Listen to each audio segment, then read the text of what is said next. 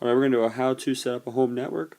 The first piece of equipment is the modem, and on that we have the DSL, which would lead to the outside world, like the internet, the USB, which would lead to a computer or router, Ethernet, which could lead to a computer or router, the power plug, and then the on and off switch.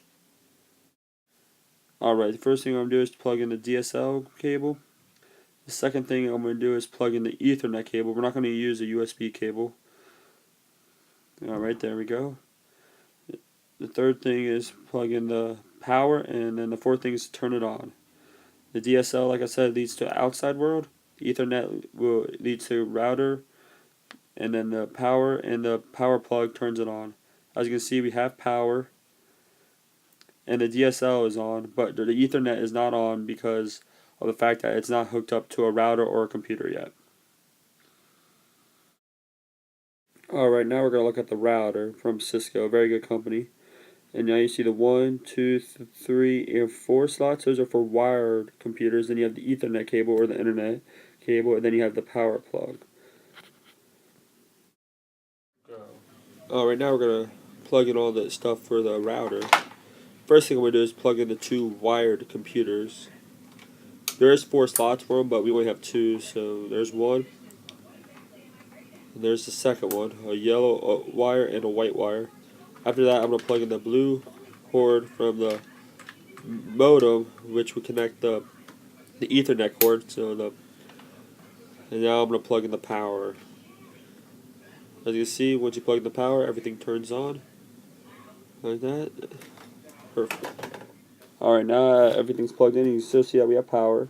The Ethernet and the internet light are on because we had to plug those into a router or the computer to get that to work. The DSL light is still on because we just had to plug that into the outside wall to get us power there. Now if you look at the router, as you can see, we have all of our lights on there. Outside the first one doesn't have its light on because it's a wired computer that isn't turned on. The yellow one is a wired computer that is turned on. The white one is one that is not. So once we turn on that, the light for the wired computers should turn on. As you can see, the internet and the power are both on as well. Alright, now we're going to turn on the computer with the white wire. Alright, it's going to take a couple seconds to load up. Alright, there you go. As you can see, it's going to take just some time to get the system started and load it up. Alright. As you can see, it's loading it there. And now when we go look at our router, the light for that should be turned on now. As you can see, it's turned on, showing that the computer is on now. As before, the computer was off, so that's why there was no light there. But now that it's on, there is a light. Alright, now we're going to look at a wireless computer. You want to go to the right-hand bottom corner, and you want to see the connectivity button right there.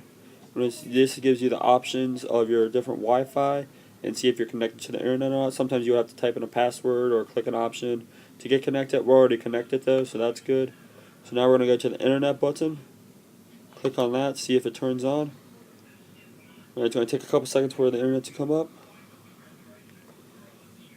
Alright, now we're good. So our home network is completely set up. As you see, the wired computer works, the wireless computer works. So this is a very simple one. They can be a lot more complicated for like businesses and schools, but we are good.